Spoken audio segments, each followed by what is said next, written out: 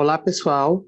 Vamos agora retornar à nossa aula de farmacologia da dor e, nesse momento, a gente vai falar das vias inibitórias descendentes da dor, tá?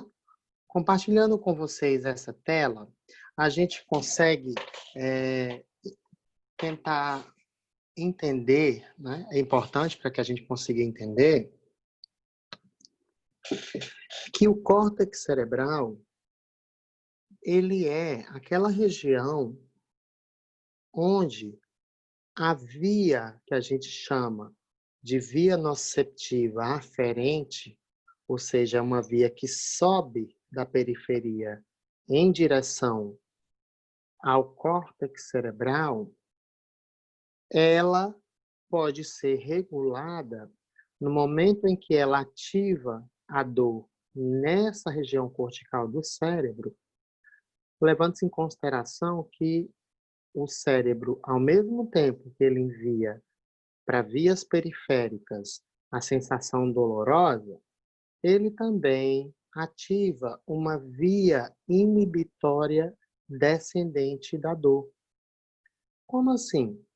Ele tenta modular a intensidade da dor que foi ocasionada, ou que está sendo ocasionada, devido à ativação, né, de regiões do córtex, mas ao mesmo tempo ele tenta inibir essa dor para que ela não seja muito intensa. Todavia, em inúmeras situações, o nosso córtex cerebral como é que se diz?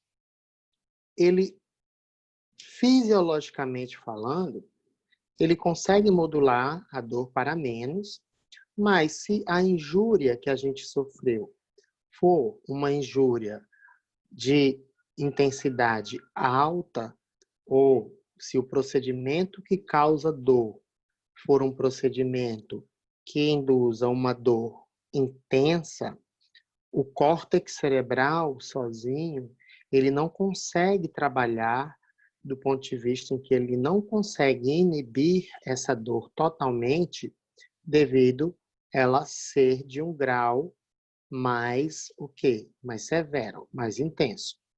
Então, quando essa dor acontece, nós podemos utilizar, para complementar a atividade do córtex cerebral, podemos utilizar o quê? Medicamentos analgésicos. E aí, os medicamentos analgésicos, eles atuam principalmente nessas regiões onde a dor ela é iniciada, por exemplo, na periferia. Eles agem aqui também no corno dorsal, podendo ter um mecanismo diferente do analgésico que atua em nervos periféricos, mas nós também temos analgésicos que atuam estimulando ainda mais essa via inibitória descendente, ou seja, auxiliando, esses fármacos auxiliam a atividade do córtex.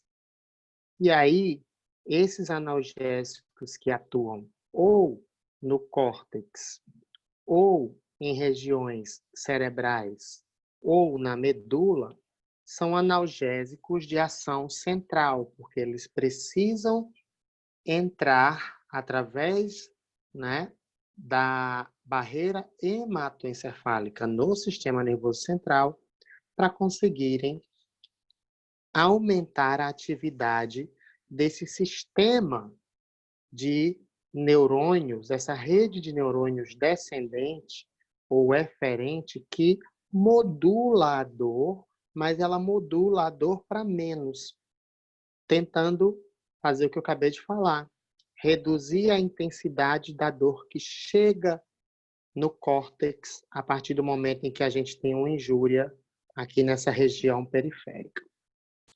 Essa via é chamada de via inibitória descendente. tá? Essas vias são vias inibitórias descendentes da dor. E aí elas inibem através do que eu já falei, que é uma modulação. Como é que ela modula isso? Quando o cérebro, região cortical, é estimulada por um processo injuriante na periferia, obedecendo aqueles mecanismos que nós falamos na aula anterior, na primeira parte, o córtex, ao receber essa mensagem, ele tanto faz com que a gente sinta dor, mas ele também manda essa via inibitória descendente. E essa via inibitória descendente vai fazer o quê? Vai liberar aqui nessa região corno-dorsal da medula neurotransmissores que conseguem inibir por exemplo, liberação de glutamato e substância P no corno dorsal, e aí a gente não vai ter ativação do neurônio de segunda ordem, porque para isso é necessário que o glutamato e substância P se liguem aos seus receptores no neurônio de segunda ordem, tá? Então, esses fármacos que são utilizados para tratar o quê? A dor agindo no sistema nervoso central, eles meio que potencializam a ação do córtex, porque o córtex ele já consegue agir sozinho no momento em que ele precisa inibir a dor. Mas em dores intensas, ele não consegue diminuir a dor ao ponto dela ser totalmente cessada.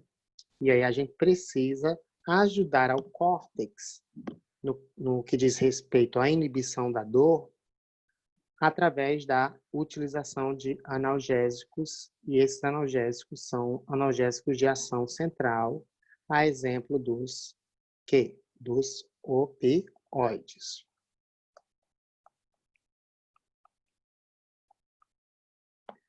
Então, a gente está vendo aqui que nós temos o quê? Ativação do sistema nervoso periférico através de uma injúria. A gente já viu como é que isso acontece. Essa ativação gera um potencial de ação que é transmitido por esses nossos receptores até o corno dorsal da medula.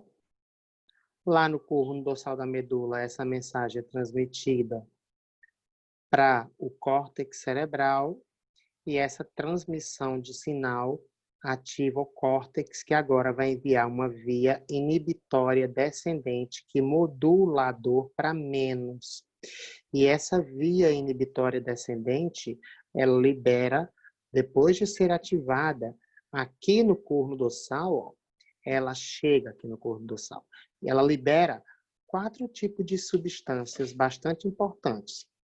Eu vou grifar em ordem, né, as substâncias que têm uma relevância no que diz respeito à modulação da dor para menos, quando o córtex estimula que essas substâncias sejam liberadas lá no corno dorsal da medula. As principais são as encefalinas, que são substâncias que a gente chama de opioides endógenos.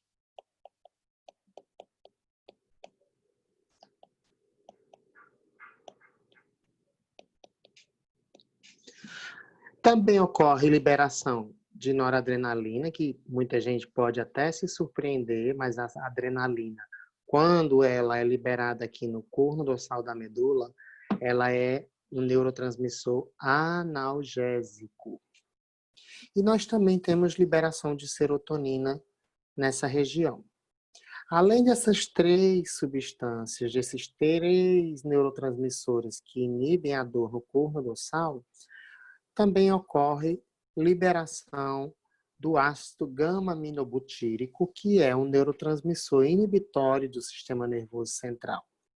O GABA, juntamente com encefalinas, noradrenalina e serotonina, sendo liberadas essas substâncias no corno dorsal, essas substâncias vão fazer o quê? Elas vão inibir a via excitatória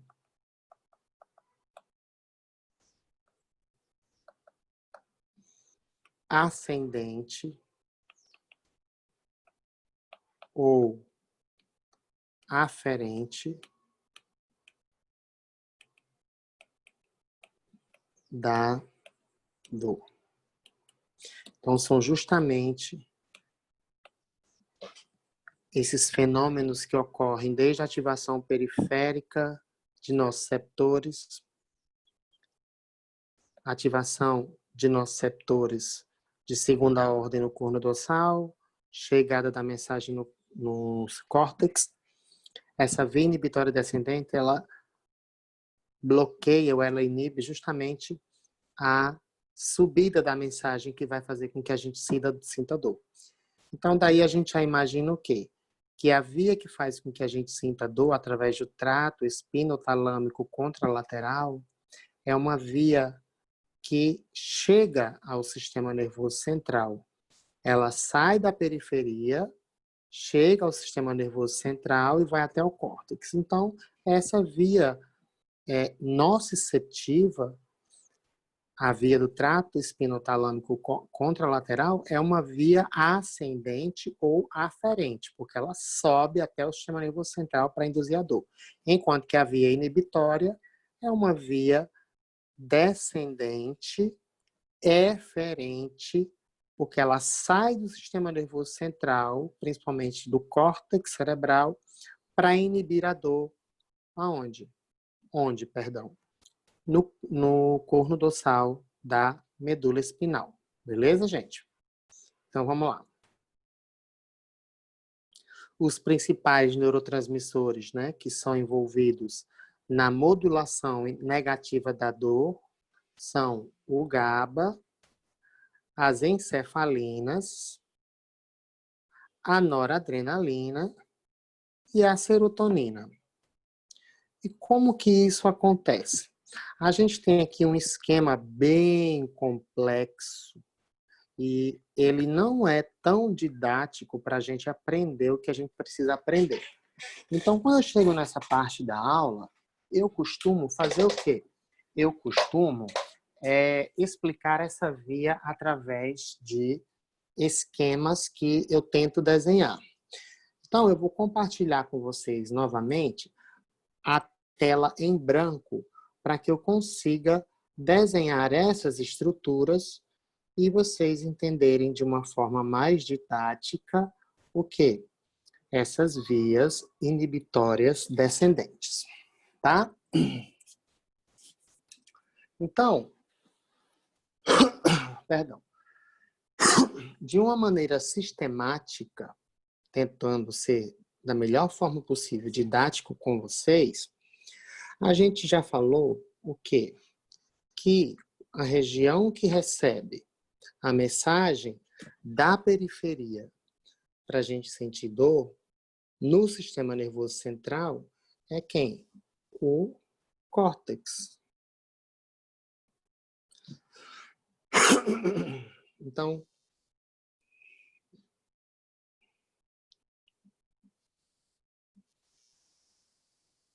o córtex cerebral é uma região que é estimulada pela via ascendente ou aferente da dor nociceptiva, mas o córtex também envia para o corno dorsal da medula uma rede de neurônios que vão fazer o quê? Inibir a dor. Mas antes dessa mensagem inibitória chegar no corno dorsal, o córtex, ele precisa ser o quê? Ativado. Como é que o córtex é ativado? Gente, ele é ativado justamente pela via que sobe, a via ascendente inibitória. A injúria periférica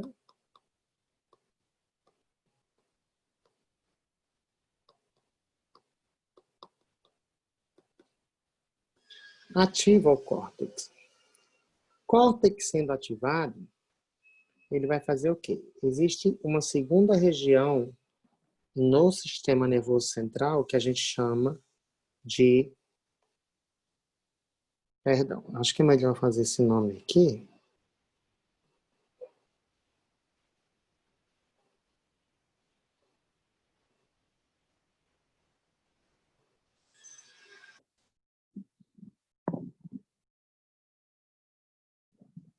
Vou tentar melhorar aqui. Córtex.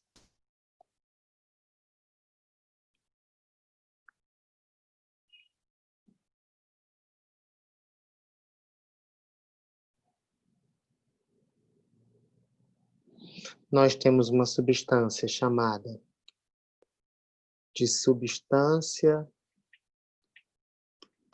cinzenta.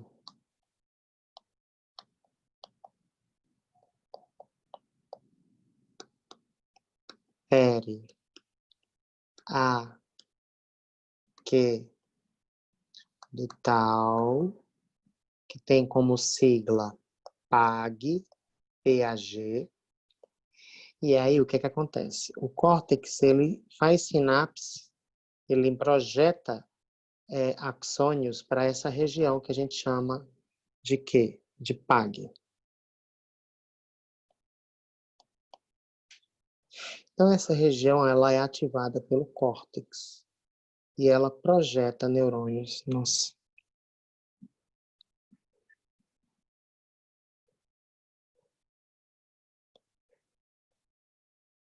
Essa região é chamada de PAG.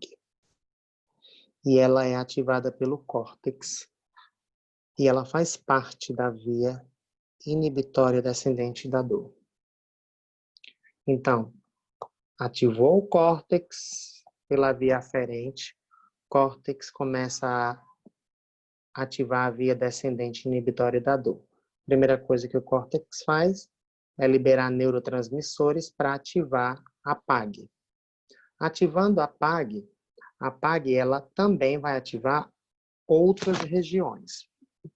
Uma delas é a região que a gente chama de núcleo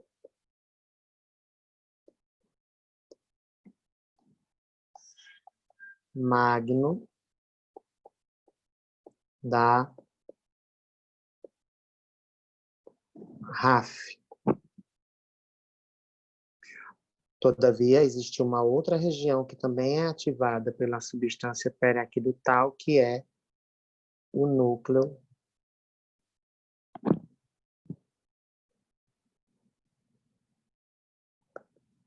accumbens, tá? Então, nós temos aqui a sigla do núcleo magno da RAF é o NMR.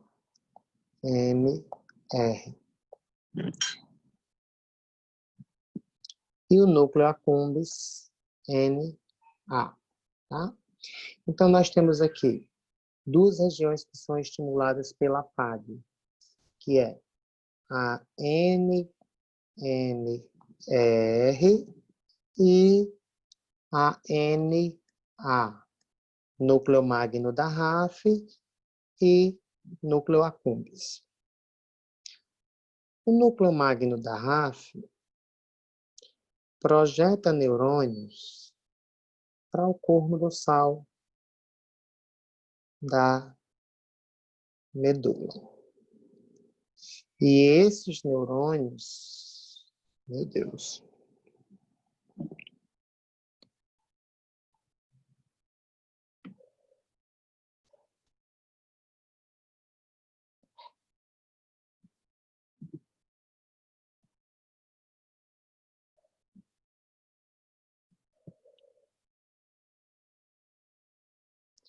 esses neurônios, na verdade, eles são 3 tipos de neurônios.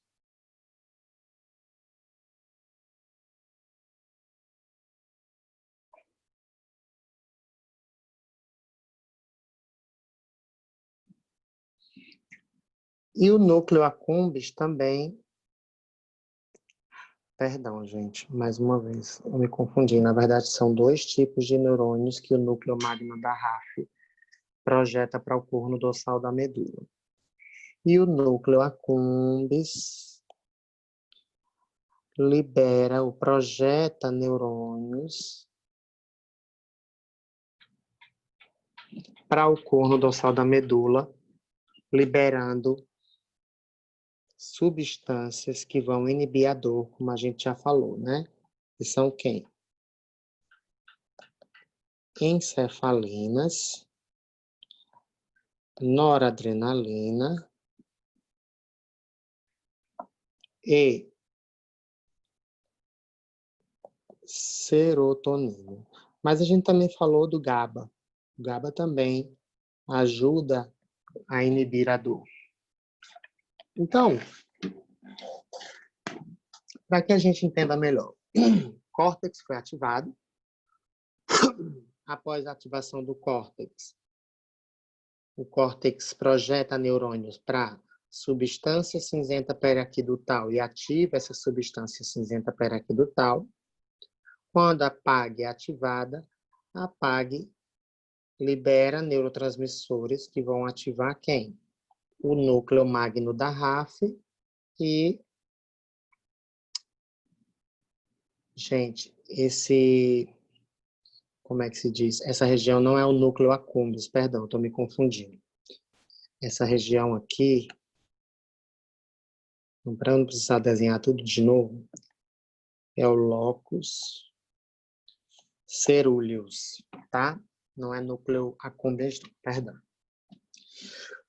Então, a PAG, ela ativa o núcleo magno da RAF e ela também libera neurotransmissores que ativam o locus cerúleus.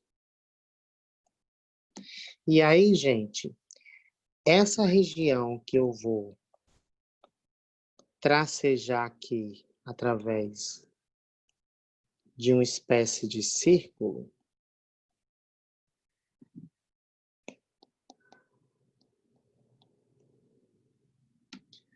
é o que a gente já falou bastante hoje.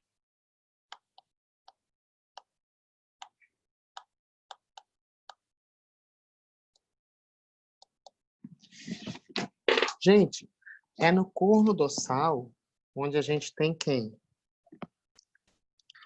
Aquele neurônio de primeira ordem que vem lá da periferia. Deixa eu desenhar de outra cor para não confundir vocês. Aquele neurônio de primeira ordem que vem lá da periferia e no corno dorsal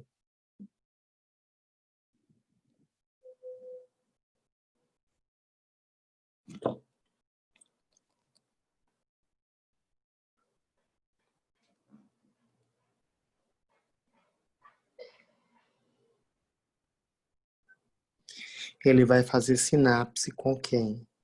O neurônio de segunda ordem.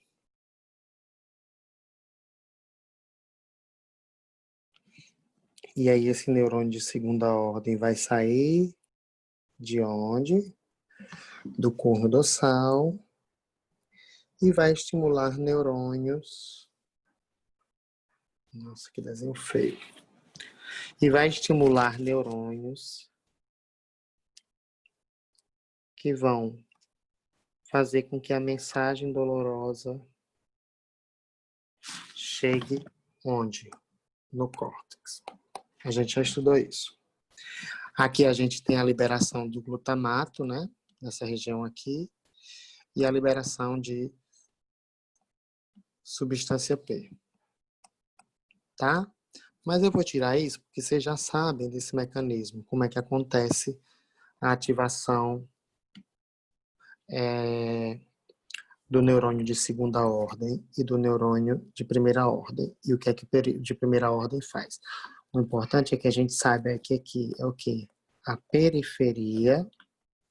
Esse neurônio é o neurônio de primeira ordem, ou seja, o nociceptor de primeira ordem. Esse daqui é o nociceptor de segunda ordem. E como a gente já sabe, eles fazem sinapse no corno dorsal da medula, que é essa região que eu desenhei aqui. É muito importante que a gente fale de um pequeno neurôniozinho que existe.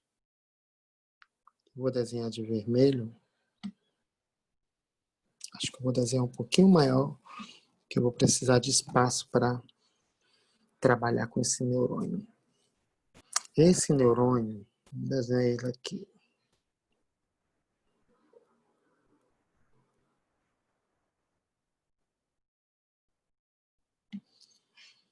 é o neurônio que produz o quê? GABA.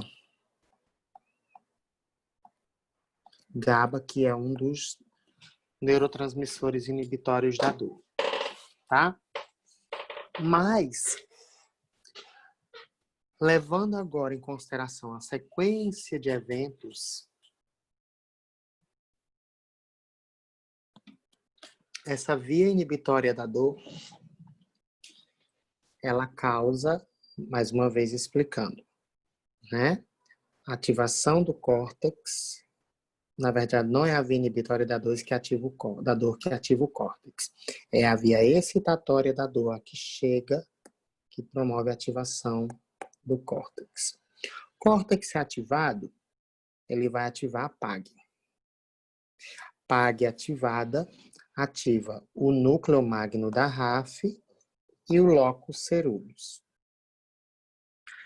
O locus coeruleus e o núcleo magno da RAF, eles projetam axônios para o corno dorsal da medula. Mas uma coisa que a gente precisa saber é que eu, didaticamente, desenhei essa linha tracejada aqui para dizer que isso aqui é o corno dorsal da medula. Então, essa região aqui, gente, onde a gente tem a sinapse do neurônio de segunda ordem e do neurônio de primeira ordem, é uma região medular.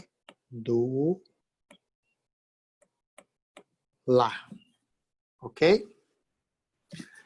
Enquanto que tudo que está fora do corno dorsal para cima, ou seja, o corno dorsal está na medula, mas o que está acima do corno dorsal é tudo isso aqui, ó.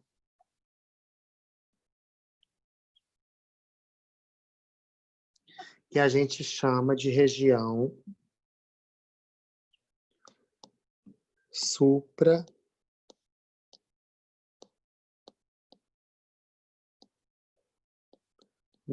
Supramedular por quê, gente? Porque é uma região que está acima da medula. Então, vamos entender. É importante que a gente divida as regiões que são responsáveis pelo estímulo e pela propagação do estímulo doloroso, e também as regiões que são responsáveis por promover um processo de inibição da dor ou de modulação da dor para menos. Então, em relação ao que a gente está falando de regiões, né, é muito importante que a gente fale que esse neurônio ele está tanto numa região, neurônio de primeira ordem periférica, mas ele consegue chegar numa região modular, porque ele se projeta para lá, né? Então, essa região aqui é a periferia, aqui é a região medular, e aqui é a região que fica acima da medula, que a gente chama de supramedular. Aí vocês podem me perguntar, então quer dizer que tudo isso que você desenhou acima do corno dorsal é supramedular? Sim. Então, tudo que eu circular agora, ou que eu destacar de azulzinho, a gente vai considerar como região supramedular. Córtex é de cara uma região supramedular. Por quê? Ele está no encéfalo, no cérebro, ele fica acima da medula. A substância cinzenta periaquidutal também é uma região supramedular. Ele está acima da medula. O núcleo magno da RAF e o locus coeruleus também estão acima da medula. Eles projetam axônios para o corno dorsal, mas eles não estão no corno dorsal. Eles estão em regiões supramedulares, tá? Somente o neurônio de primeira ordem, o noceptor de primeira ordem ou de segunda ordem, e esse neurôniozinho que eu vou falar daqui a pouco, estão no corno dorsal da medula. Tudo que fica acima é supramedular, tá? Agora vamos estudar o que acontece quando a PAG estimula o núcleo magno da RAF. A gente está vendo aqui que eu representei, através, lógico que de uma forma horrível o desenho, mas eu espero que vocês estejam entendendo, o núcleo magno da RAF, quando ele é ativado pela PAG, ele vai ser estimulado a liberar dois tipos de neurotransmissores aqui no corno dorsal. Eu vou desenhar de verde um desses neurotransmissores e vou colocar a legenda aqui, tá? Esse neurotransmissor aqui, quem é ele? Uma encefalina, vamos supor.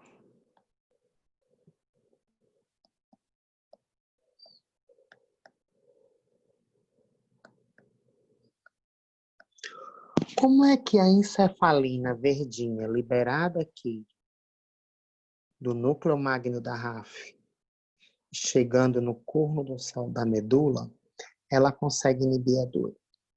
Gente, essa substância, esse neurotransmissor que é uma encefalina, letra E, encefalina, ela vai conseguir chegar em regiões tanto do neurônio de primeira ordem, nosso receptor de primeira ordem, quanto também no nosso receptor de segunda ordem, tá?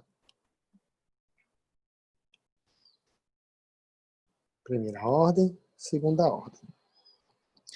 E aí o que acontece? Na membrana do neurônio de primeira ordem, essa encefalina vai ativar um receptor chamado de miopioide. E ele é um receptor acoplado à proteína G. Então, como é que ele é o formato, a estrutura dele aqui? Ele dá 7 voltas na membrana e ele é acoplado à proteína G e GO, ou G inibitória.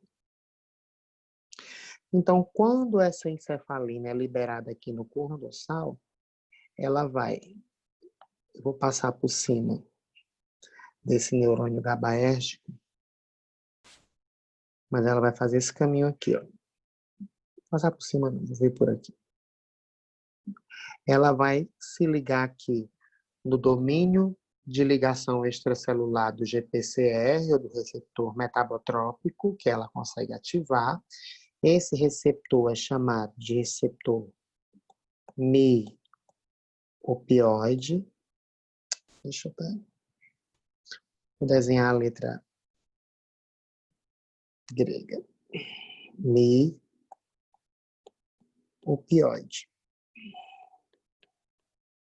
Os receptores de encefalinas são geralmente chamados de receptores, aliás, são chamados de receptores opioides, e o principal dele é o mi-opioide. E aí, quando ocorre a ativação do núcleo magno da RAF pela PAG, que ela ativou o NMR, ele libera no corno dorsal encefalinas, e essas encefalinas elas vão ativar no neurônio de primeira ordem, no nosso receptor de primeira ordem, elas vão ativar quem?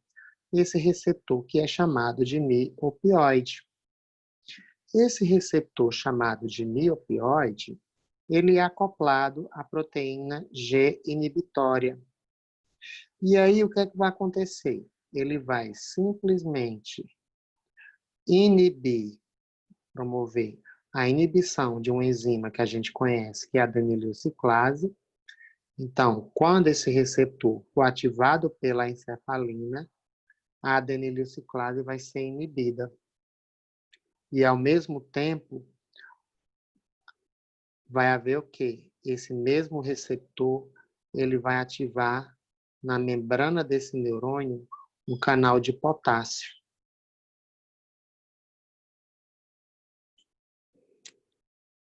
Gente, eu vou tentar melhorar esse desenho para que vocês entendam melhor, tá? Perdão. Vocês devem ter entendido já o que acontece lá em cima, né? Eu vou só colocar aqui bem pequenininho para a gente não precisar desenhar todas as estruturas de novo. Córtex, né? Que estimula a PAG, que estimula o núcleo magno da RAF e o locus ceruleus. Ela estimula essas duas regiões. E aqui eu tenho quem? O corno dorsal da medula. E agora eu vou sim precisar desenhar novamente o neurônio de primeira ordem e o de segunda ordem no corno dorsal da via aferente.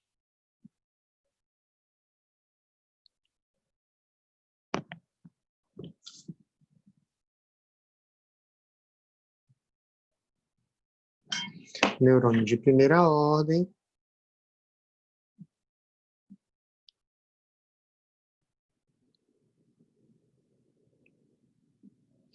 Neurônio de segunda ordem, que como a gente sabe, eu vou desenhar descendo, mas faz de conta que ele está subindo, tá? Nociceptor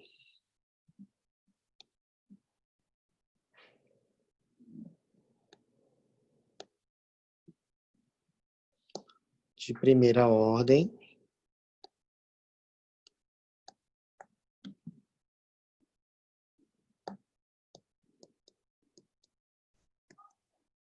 E nociceptor de segunda ordem. Então, a gente viu que a primeira substância liberada pelo núcleo magno da RAF, que é essa região aqui, é uma substância chamada de encefalina.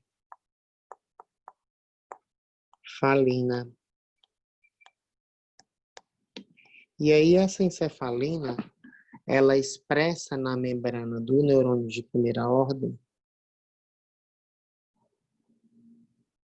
um receptor acoplado à proteína G inibitória, que a gente chama também de GIGO.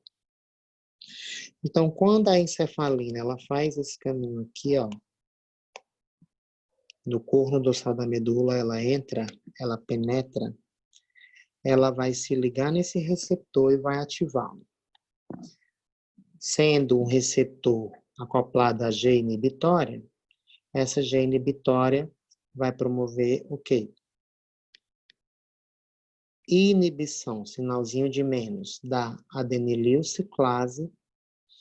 E aí o que é que vai acontecer nesse neurônio? Redução dos níveis de AMP cíclico. Mas essa proteína G inibitória consegue também ativar um canal na membrana do neurônio que é chamado de canal GIRC. Ou seja, é um canal que está expresso aqui que é permeável a potássio. O potássio ele é mais concentrado dentro do que fora da célula. Então, quando a proteína G ativa esse canal, ele vai abrir e o potássio vai sair da célula. O potássio saindo da célula vai fazer com que a membrana dessa célula, que em repouso está negativa, fique mais negativa ainda, porque é carga positiva saindo. Mas acontece que esse neurônio é aquele neurônio que foi ativado por uma injúria aqui na periferia.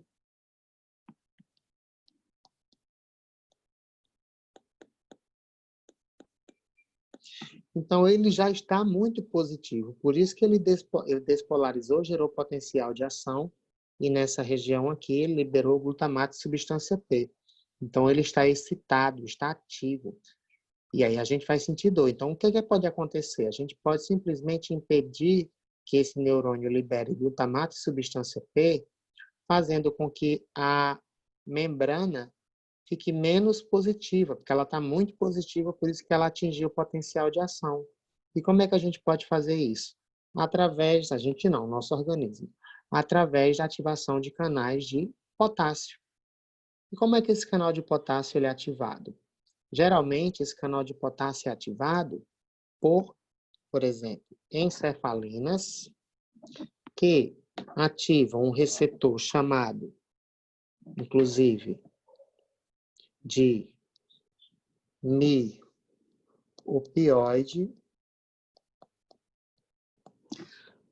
Ao ativar esse receptor, a proteína GI vai inibir a adenyloxiclase e vai haver a redução do AMP cíclico nesse neurônio. Ao mesmo tempo, a proteína G inibitória consegue ativar canais de potássio na membrana desse neurônio, que são chamados de canais GIRC.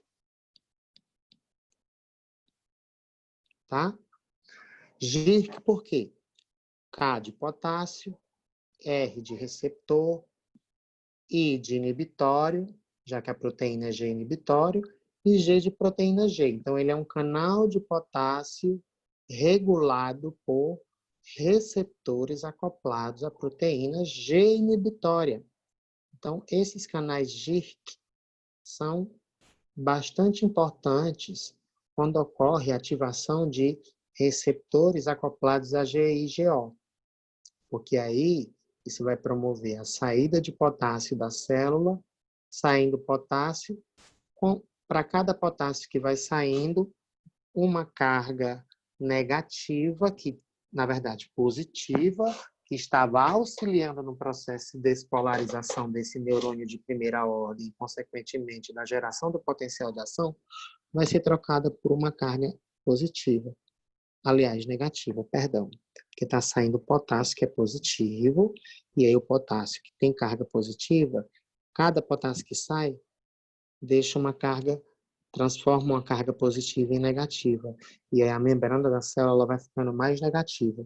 Se ela vai ficando mais negativa, ela não consegue despolarizar ao ponto de atingir o potencial de ação. Então, o processo de despolarização vai ser inibido, consequentemente, a geração do potencial de ação também vai ser inibida. Então, esse neurônio de primeira ordem, quando a encefalina é liberada do núcleo magno da RAF no corno dorsal, ela ativa esse receptor mi-opioide, acoplado a GIGO, e essa proteína G inibitória ativa canais GIRC. Vai sair potássio, vai haver o efluxo de potássio, e essa célula vai ficar com a membrana mais negativa. Esse processo a gente chama de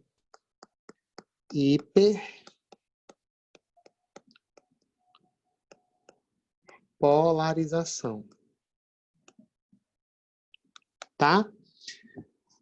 O processo de hiperpolarização, ele quer dizer o seguinte, ele quer dizer que a célula ela está ficando mais negativa do que o que ela costuma ficar quando, por exemplo, ela está em repouso. Mas também isso significa que se essa célula estiver positiva, gerando potencial de ação, e ela começar a ter uma membrana, a ficar com a membrana mais negativa devido à saída de potássio, por exemplo, essa célula começa a hiperpolarizar, ou seja, repolarizar, perdão.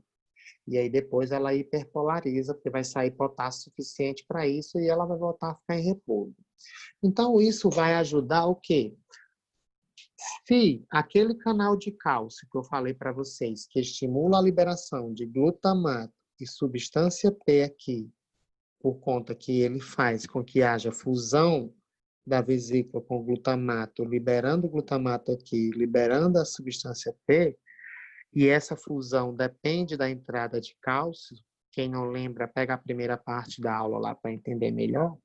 Esse cálcio ele não vai conseguir entrar, porque esse canal de cálcio ele é ativado quando esse neurônio de primeira ordem ele despolariza e atinge o potencial de ação.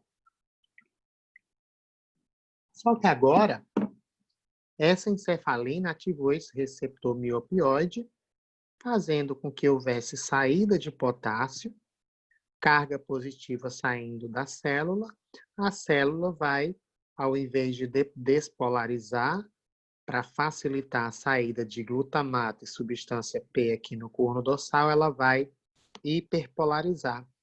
Hiperpolarização inibe a atividade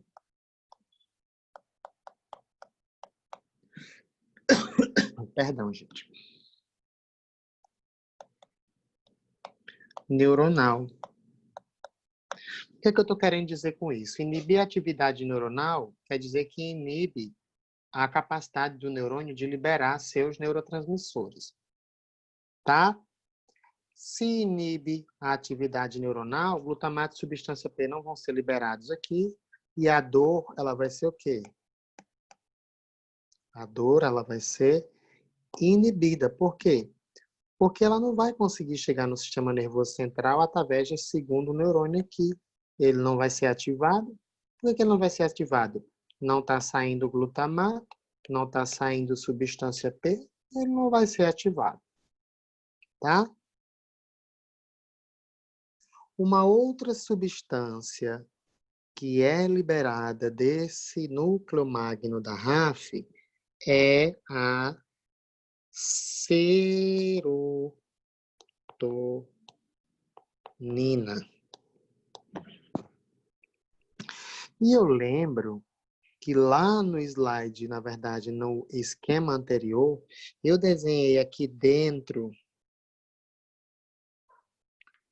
desse neurônio, aliás, desse corno dorsal, um neurôniozinho que eu falei para vocês que produz e libera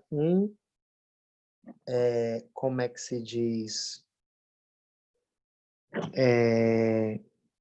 Um neurotransmissor chamado de GABA. O GABA, ele como é que se diz? É sintetizado por esse neurôniozinho aqui, armazenado em vesícula, e quando o neurônio é estimulado, ele libera o GABA.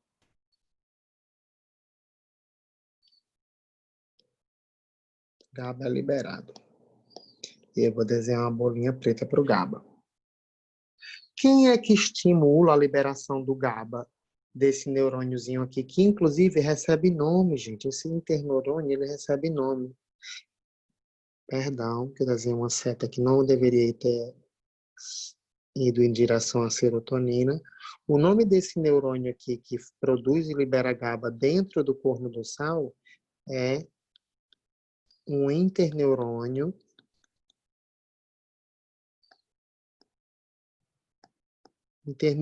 porque ele tem uma estrutura pequena e ele está internalizado dentro do corno dorsal. Interneurônio GABAérgico.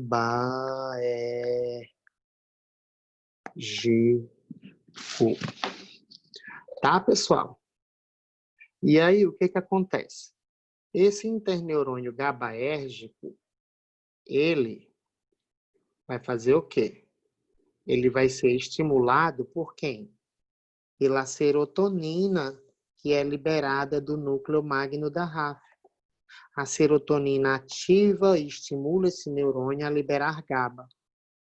Quando o GABA é liberado no corno dorsal, ele tem na membrana do corno dorsal um receptor que é um canal iônico.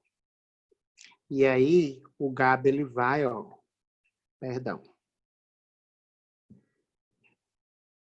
o GABA ele vai fazer esse novamente. Estou me acostumando ainda a utilizar esse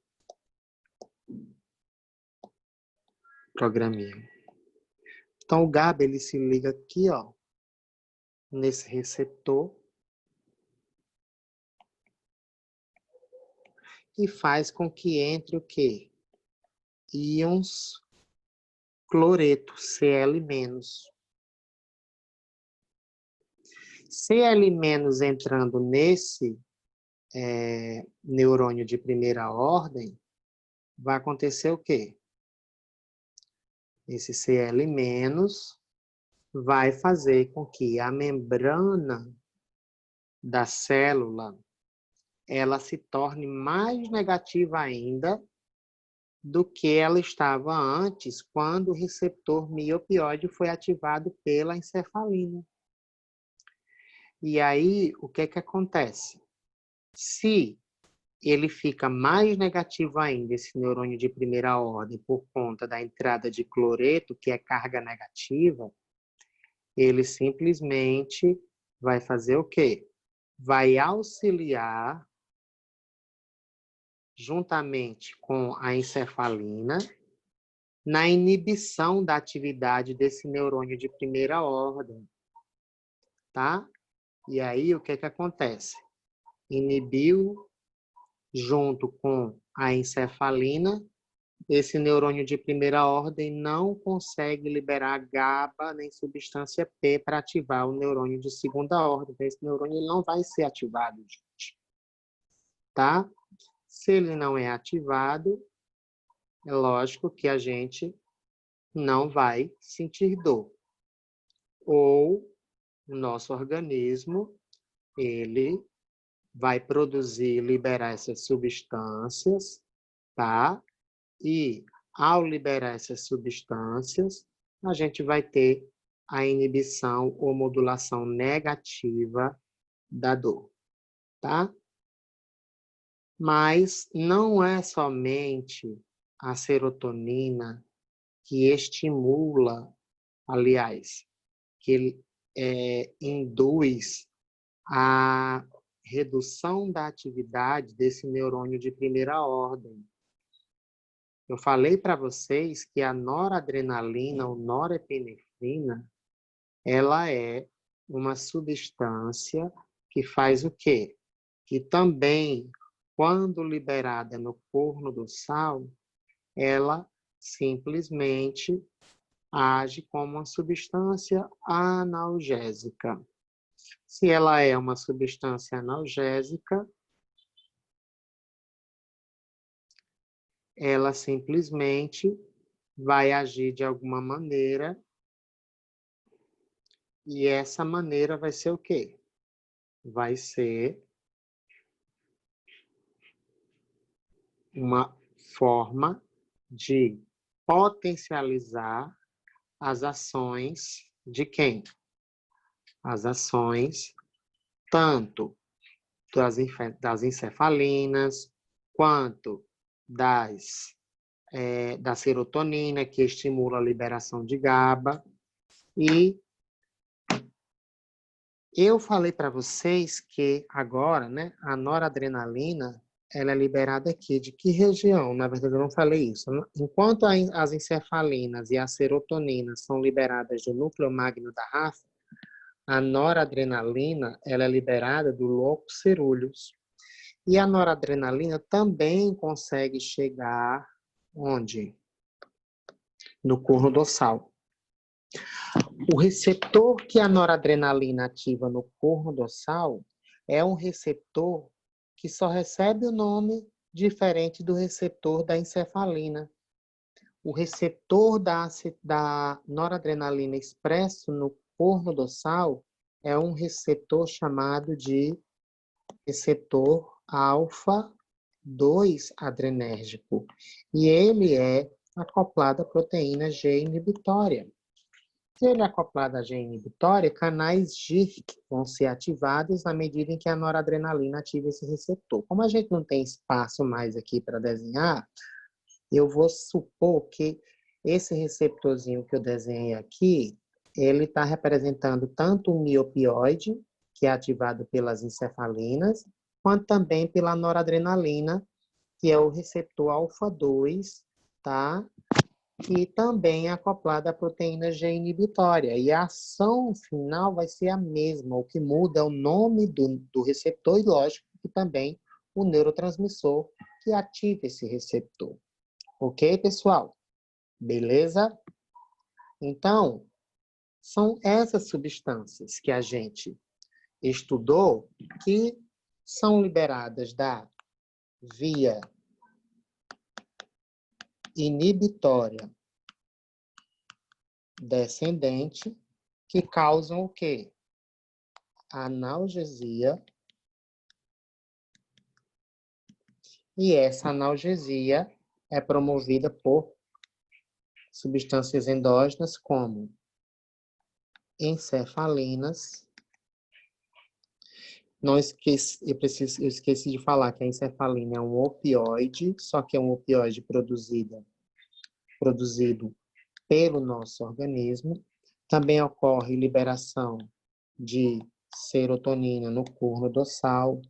Também ocorre liberação de noradrenalina e ocorre liberação de um neurotransmissor através da ativação de um interneurônio GABAérgico, ou seja, interneurônio que produz e libera GABA. GABA está aqui, G, serotonina, estimula quem? Esse neurônio para que o GABA seja liberado. Tudo isso no corno dorsal. Então, tudo isso liberado no corno dorsal, encefalina ativa receptores opioides acoplados à proteína G inibitória.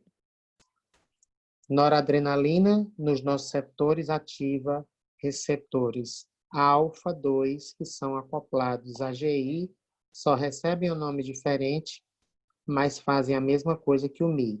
Ativação de quem? GIRC, que é canal de potássio, vai ser ativado, isso vai gerar o quê? Redução da excitabilidade neuronal e bloqueio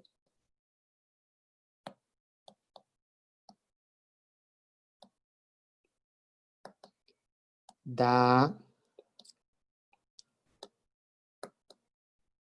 liberação, perdão.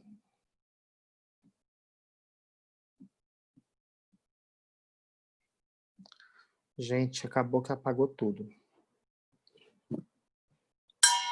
Então, NOR, que é noradrenalina, serotonina, encefalinas e GABA, encefalina e noradrenalina ativam seus receptores do nosso receptor, que são acoplados a GI, GO, lembrem do nome do receptor da encefalina, receptor da noradrenalina, e serotonina faz o quê?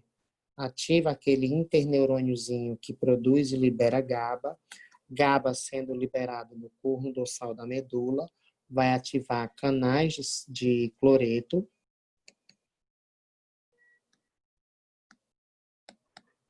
Então, gente, tanto as encefalinas, quanto a noradrenalina, quanto a serotonina, quanto o GABA fazem o quê?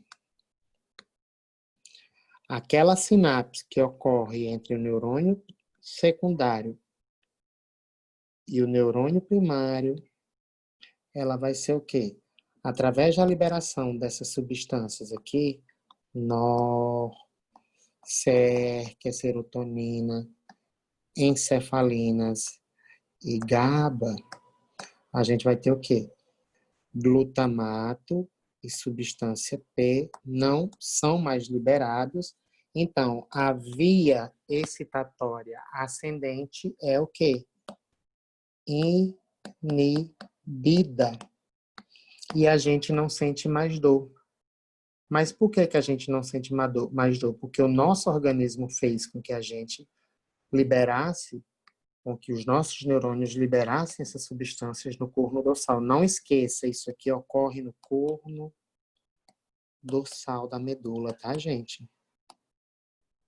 Então, essas substâncias são produzidas por neurônios que são supramedulares, mas elas são liberadas na região medular, tá?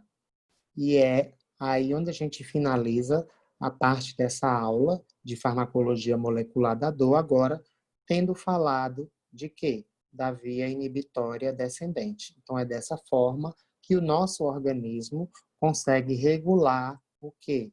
A liberação de GABA e substância P no corno dorsal, e a dor ela vai ser inibida. Agora, se a dor ela for muito intensa, o nosso organismo, mesmo liberando noradrenalina, serotonina, encefalina e GABA aqui no corno dorsal, ele não vai conseguir simplesmente inibir a dor, porque a injúria que está sendo promovida lá na periferia, ela é muito intensa. Se ela for muito intensa, isso daqui que é feito pelo nosso organismo não é suficiente para inibir essa dor. Então, a gente tem que tomar o quê? Fármacos analgésicos, tá? Que são analgésicos de ação central. A exemplo de opioides, a exemplo do paracetamol, que muita gente não imagina como, mas ele é sim um analgésico de ação central, e também dipirona. Esses medicamentos, esses fármacos, eles potencializam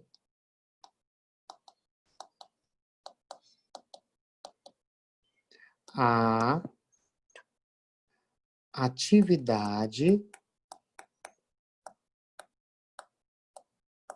da via inibitória descendente da dor. Então, potencializam como? O que o córtex faz, mais a atividade do fármaco analgésico de ação central, na maioria das vezes consegue inibir a dor e o paciente tem o alívio.